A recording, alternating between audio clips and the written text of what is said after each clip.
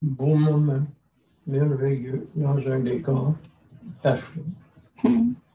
Chaque chose est à sa place, chaque chose a sa signification, Oui. son poids de conscience et d'intelligence. Oui. Oui. Dans ta table de travail, j'ai la mienne. Très contente. Oui. J'ai trouvé un équilibre dans ma vie. 80 ans, il faut le faire.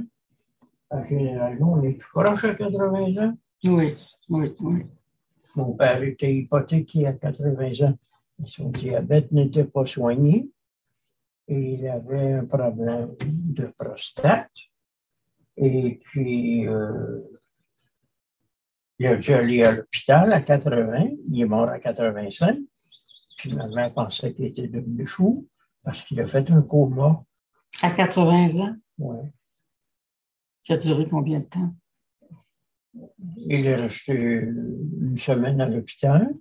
Quand il est revenu à la maison, il avait bien de la misère à se retrouver. Mais après 6 mois, 90% de ce qu'il avait perdu lui est revenu. Okay.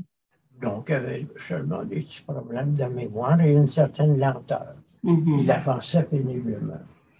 Mais le fait d'avoir fait un coma, ça a hypothéqué durablement sa vie. Oui. Mais oui, il aurait pu vivre jusqu'à plus de 90 ans. Mais le diabète a continué à faire des ravages.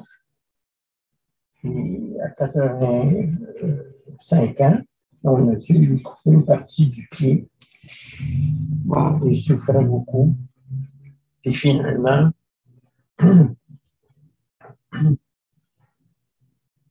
je suis allé le voir. C'était la veille de sa mort. Il était dans son lit. Il m'a dit, cher André, si tu savais comme je souffre. Ce que j'ai dit, papa, pense au bon moment que nous avons passé ensemble. Quand on allait à la pêche. Pense à ça. Puis ça va t'aider. Oui. Je suis parti vers 7h30. Joseph est arrivé vers 8h. Mon père lui a dit, dans son demi-sommeil, qu'est-ce que tu fais là? Va te coucher. Il faut qu'on se lève tôt demain à 5h du matin pour aller à la pêche. Donc, l'idée que j'ai implantée dans son esprit a fait son chemin. Alors, il y avait du bonheur en lui. Oui. Il sentait de la joie. Parce à 5h, à 6h du matin, il est décédé, son cœur a cessé de battre. Tout simplement. Quand je suis arrivé à l'hôpital, parce qu'on m'a appelé ici, j'ai dit à ma mère de se préparer, que papa était probablement décédé. Alors, quand on est arrivé à l'hôpital, son front était encore chaud. Donc, ça faisait à peine 1 heure qu'il était décédé. Okay. Il avait l'air seul. Puis ma mère m'a dit, elle dit même dans la mort, vu que ça dégage de sa personne une grande dignité. Ma mère a été admirable. Elle ne pleurait pas. Elle était comme dans un état de stupeur, un état de choc.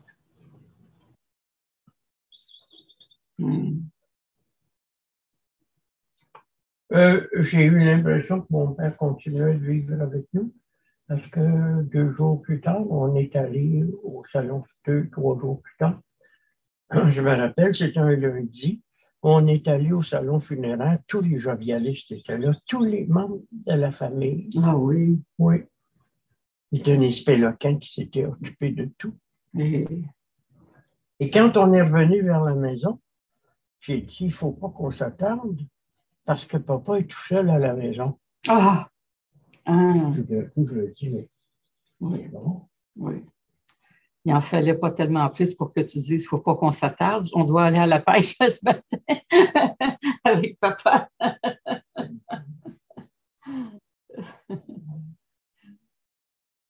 Il y avait une belle fille qui demeurait dans la maison. Elle s'appelait Louise Bourgeois. Et puis, j'étais en train d'écrire. Quand ma mère est revenue à la maison, Je l'ai emmené au 11e, puis on s'est couché l'un contre l'autre. Après ça, elle s'est retrouvée un peu mieux. Je suis allé la conduire chez elle au 5e. Puis je suis remonté en haut pour écrire. Puis au moment où j'écrivais, je me disais, papa a toujours été auprès de moi pour m'aider. Il m'a toujours même donné de l'argent pour mon œuvre. J'ai été sur Terre et pour pas grand-chose, mais je ne doute pas que dans l'au-delà, il y aura de plus grands moyens pour m'aider. Et c'est là qu'on a entendu un garant de lui, comme si quelqu'un avait pris un marteau et avait donné un grand coup fort dans le miroir de l'entrée. Oui. Tout s'était tombé à terre. Je me suis dit, mon Dieu, je trouve ça peu. Et en arrivant dans la salle de bain, les 2 ampoules étaient tout à fait noires. Elles avaient brûlé en même temps. Puis là, je me suis dit, c'est un message. Mon père était électricien. Il me fait savoir qu'il a lu ce que j'étais en train d'écrire. Oh, ça, c'est spécial. Dans les jours qui ont suivi, mes parents ne couchaient plus dans un lit double, mais dans 2 petits lits. Dans les jours qui ont suivi, j'ai jeté le lit où mon père était. Le matelas était dans un état épouvantable. Il était traversé d'urine. Il était brun, vert, bleu, violet, jaune. Je l'ai mis dans la ruelle tout de suite. Les gens vont se dire, mon Dieu, il le laissait dans sa place. Alors là, j'ai tassé un peu le lit de ma mère pour le mettre en plein milieu de la chambre. Puis je lui ai dit, ma chère maman, je ne vais pas te faire de soucis. Je suis ici à 2 pas. Nous avons des amis qui vont venir t'aider. Et puis, papa est avec nous.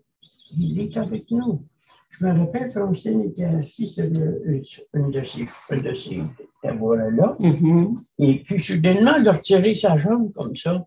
Elle était comme ça, sur le bord du comptoir. Elle a retiré sa jambe comme ça. Elle a dit, André, ton père est venu pour essayer de me chatouiller les orteils. Il était là. Oui. Puis, il y a eu chez Richard, notre ami Arsenault, le radio qui s'est mis à partir tout seul après, à l'intermission d'une de mes conférences. C'était chez Richard, ça? C'était chez Richard, à Saint-Jean-Baptiste, près du Mont-Belleuil. Richard demeurait là à ce moment-là. Il y avait 26 personnes sur les lieux. Et puis, c'était des applaudissements qui ont commencé au moment où j'ai terminé la première partie de ma conférence, qui était probablement les applaudissements comme on les entend à la fin de la retransmission d'un concert symphonique. C'était encore le cas à cette époque-là à la radio. Il y a 24 attends. Mon père est mort en 87, ça c'est arrivé après 9 ans. 88, 90, 30. Il y a 33 ans. Il y a 33 ans. Il était encore présent sur les lieux. Mais j'avais averti la foule, je vais offrir mon exposé d'aujourd'hui à mon père qui est décédé. S'il devait y avoir des manifestations paranormales étranges, il ne faut pas vous effrayer. Mon père était électricien et souvent il va jouer avec l'électricité pour nous faire connaître sa présence. Il fait partir la radio. Des applaudissements. Il applaudissait son fils. Oui.